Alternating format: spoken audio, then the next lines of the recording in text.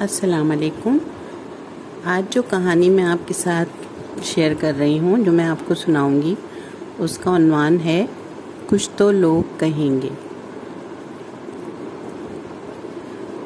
نوشی کو اپنے شوہر سے شادی کے پہلے دن ہی نفرت ہو گئی۔ جب نوشی نے عارضی مصحف کی رسم کے وقت آئینے میں دیکھا تو اس کا دھیان شوہر سے زیادہ پیچھے ہونے والی سرگوشیوں پہ تھا۔ اف اللہ، کتنا برا دولہا ہے، بالکل بھی ہماری نوشی کے جوڑ کا نہیں۔ ذرا دیکھو تو صحیح۔ اور پھر دبی دبی ہنسی کی آوازیں۔ شادی کی ساری خوشی، سہانے سپنے نوشی کی آنکھوں سے بھگ سے اڑ گئے۔ نہ اسے شوہر کی آنکھوں کا پیار اور ارمان نظر آئے، اور نہ اس کا دبے لفظوں میں پیار کے اظہار نے اس کے دل میں کوئی ہلچل پیدا کی۔ بس اس کے کانوں میں تو اگر سائیں سائیں کے بیچ میں کچھ صدائیں سنائی دے رہی تھیں یا اسے یاد رہیں تو وہ وہی تھیں بے رحم آوازیں جو اس کی پیٹھ کے پیچھے کھڑے کچھ بے پرواہ لوگ کر رہے تھے، جنہیں اندازہ بھی نہیں تھا کہ ان کے یہ الفاظ کسی کے دل و دماغ پر بجلی بن کے گر رہے ہیں۔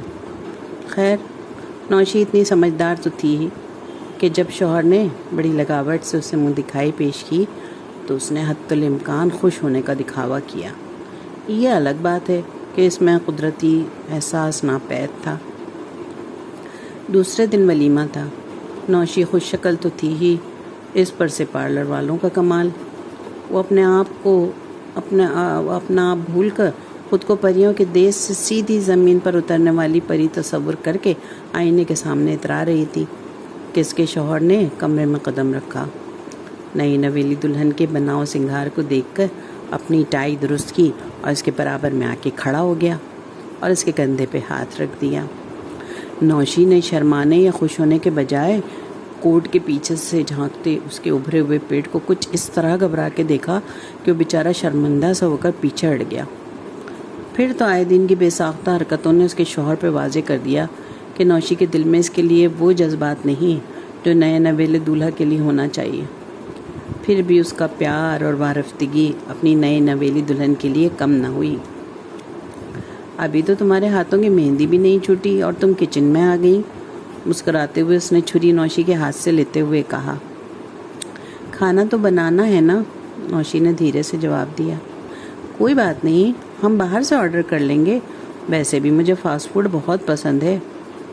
تبھی یہ حال ہے، نوشی نے دل میں سوچا مگر کچھ کہا نہیں۔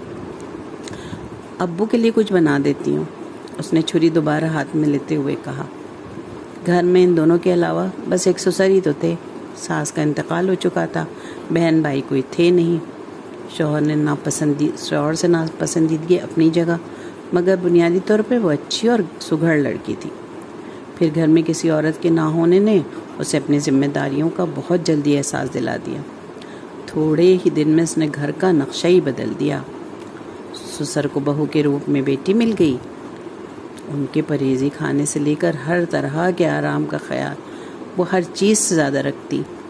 دونوں باپ بیٹوں کو تو دنیا ہی میں جنت مل گئی، اسی لیے اس کا شوہر اس کی اپنے لیے سرد مہری کو محسوس کر کے بھی برا نہ مانتا اور حتی المقدور اس کا دل جیتنے میں لگا رہتا۔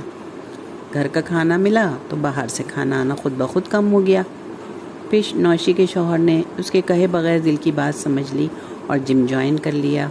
آفس سے آنے میں کتنی ہی دیر ہوتی مگر جم لازمی تھا۔ جب نوشی نے اس نے جم انسٹرکٹر کی ہدایت پر کھانا بنانے کو کہا تو نوشی کے دل میں پہلی بار اس کے لیے کچھ نرم سے جذبات ابھرے۔ محبت کی کوپل نے دھیرے سے پھوٹ کے زمین کو اپنے ہونے کا یقین دلایا۔ سچے جذبے یوں بھی کسی اظہار کے محتاج نہیں ہوتے۔ کسی کی محبت میں اپنے آپ کو اس کی مرضی کے مطابق ڈھالنے کی معصوم سی کوشش بھی تو اسی پیار کا حصہ ہے۔ دن گزرتے گئے، نوشی کے میاں نے کافی حد تک اپنے آپ کو بہتر کر لیا تھا۔ پھر انہی دنوں نوشی کو وہ خوشخبری ملی جس کا ہر لڑکی کو شادی کے بعد انتظار ہوتا ہے۔ اپنے وجود میں بدلاؤ کے ساتھ اس کی سوچ بھی بدلنے لگی۔ وہ جب بھی اپنی آنے والی اولاد کے بارے میں سوچتی، اپنے شوہر کا ایک نیا تصور خود بخود دماغ میں آ جاتا۔ نوشی، میرا خیال ہے کہ اب تم اپنی امی کے ہاں چلی جاؤ، ایک دن کھانے کی میز پر اسے تھکا ہوا سا دیکھ کر اس کے شوہر نے کہا۔ نہیں ایسی کوئی بات نہیں، میں ٹھیک ہوں، اس نے زبردستی مسکراتے ہوئے کہا۔ مگر اب وقت قریب ہے اور آنٹی کا فون بھی میرے پاس آیا تھا کہ اب میں انہیں تمہیں ان کے پاس بھیج دوں۔ اس کے شوہر نے پیار سے اس کی طرف دیکھا۔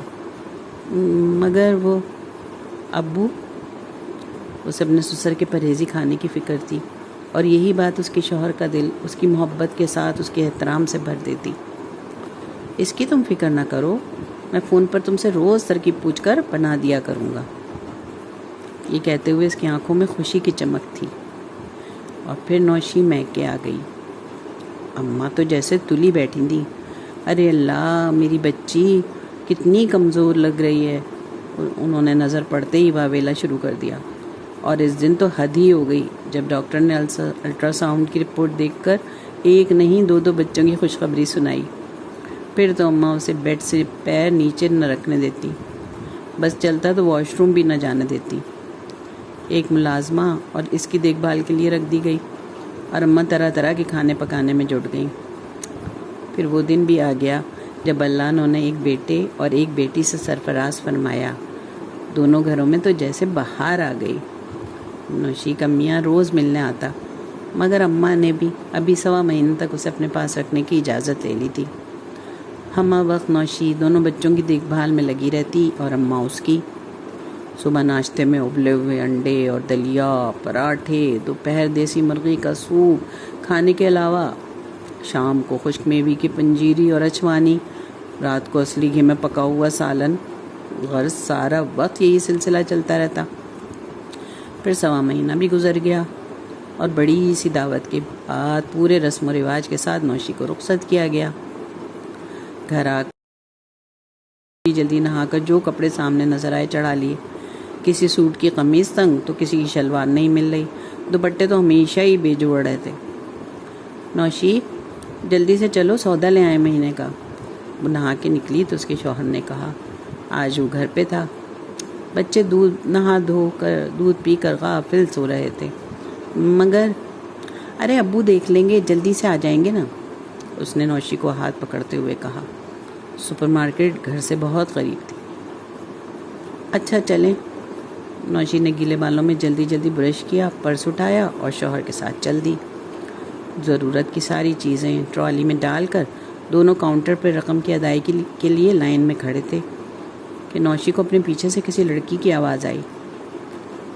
امی ذرا دیکھیں ان دونوں کو، کہیں سے میاں بیوی نہیں لگ رہے۔ آواز دھیمی تھی، مگر نوشی کے بالکل پیچھے سے آ رہی تھی، اس لیے اس کے کان میں نہ چاہتے ہوئے بھی پڑ رہی تھی۔ کسی عورت جو اس کی ماں تھی محتاط انداز میں جواب دیا۔ میاں کتنا اسمارٹ ہے، اور بیوی کو دیکھیں۔ نوشی نے غیر ارادی طور پر ایک جھٹکے کے ساتھ پلٹ کر دیکھا تو لڑکی ادھر ادھر دیکھنے لگی۔ اس بار بھی نوشی کے کان سائیں سائیں کر رہے تھے، دل دھڑک رہا تھا، مایوسی سے نہیں، حیرت سے۔ پتہ نہیں کب اس کے ساتھ کھڑے ہوئے شوہر نے بل ادا کر دیا۔ چلو نوشی، دیر ہو رہی ہے۔ لوگوں کی باتوں پہ زیادہ دھیان نہیں دیتے۔ اس نے حیران سی کھڑی نوشی کے کندھے کو پیار سے ہلایا اور مسکرا کر اس کی طرف دیکھا۔ شاید اس نے بھی لڑکی کی بات سن لی تھی۔